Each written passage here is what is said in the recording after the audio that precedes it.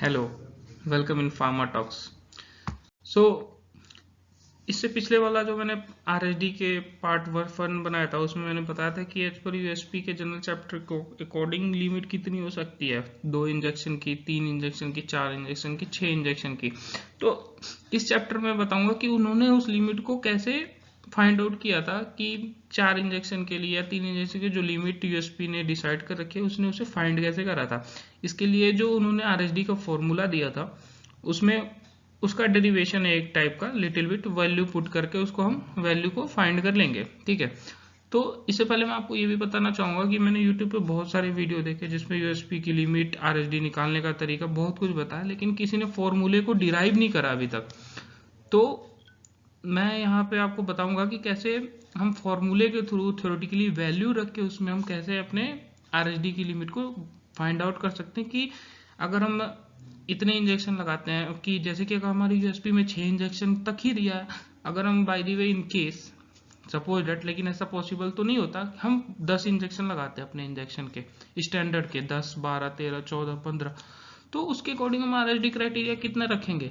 तो इसके लिए हमें आरएसडी का जो फॉर्मूला है उसको थ्योरेटिकली उसमें वैल्यू पुट करके उसकी वैल्यू निकालनी पड़ेगी कि उस समय अगर हम 10 नंबर ऑफ रिप्लिकेट इंजेक्शन लगाते हैं तो हमारा परसेंट आरएसडी कितना होगा। ठीक है, तो जैसा मैंने अपने पार्ट फर्स्ट पे बताया था कि परसेंट आरएसडी मैक्स का जो फॉर्मूला था वो के बी √10 अपॉन टी 90% n-1 है, जहाँ पे के क्या है हमारा, के कांस्टेंट है जिसकी वैल्यू मैंने बताई थी कि ऐसे नॉर्मली 0.349 आता है, लेकिन ये आता कहाँ से है, ये जो वैल्यू है कांस्टेंट की 0.349 ये हमें फाइंड होता है इस इक्वेशन से, k equal to 0.6 upon √2 into t 90% n-1 upon √6।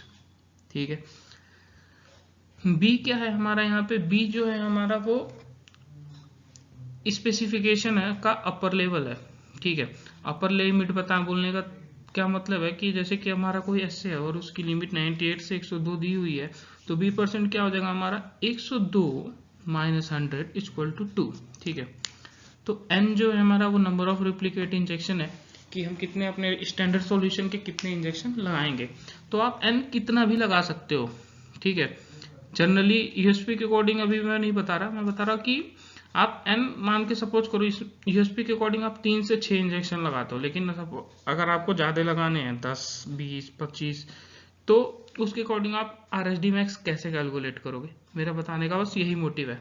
T 90% क्या है, it is the 90% confidence level of probability of student double sided with n-1 degree of freedom होता है। इसका क्या मतलब होता है ये भी मैं आपको बताऊंगा। ठीक है, ओके। तो परसेंट आरएसडी में जो के की वैल्यू हम उसको कैसे फाइंड करेंगे, उसको फाइंड करने के लिए मैंने आपको बताया था कि के को फाइंड करने के लिए हमें दूसरी इक्वेशन का यूज करना पड़ेगा। वो इक्वेशन था 0.6 upon √2 into t 90% n-1 upon √6। ठीक है, ओके।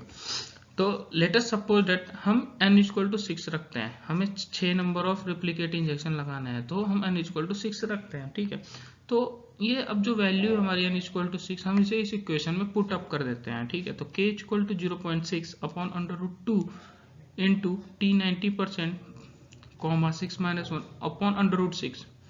तो हम इस वैल्यू को मैथमेटिकली फाइंड करते हैं, क्या होगा 0.6 अपॉन 1 √2 की वैल्यू क्या हो जाती है 1.414, टी 90% n-6 यानी कि 6-1 क्या हो जाएगा 5 हो जाएगा अपॉन 2.449।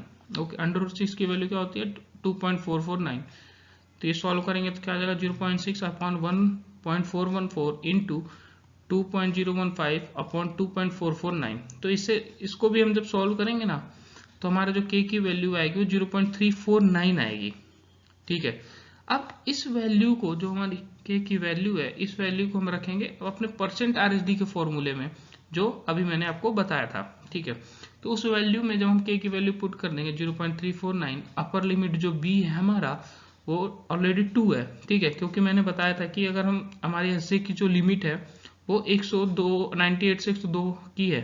ठीक है, तो अपर लिमिट -100 तो 102 - 100 इक्वल टू 2 हो जाएगा।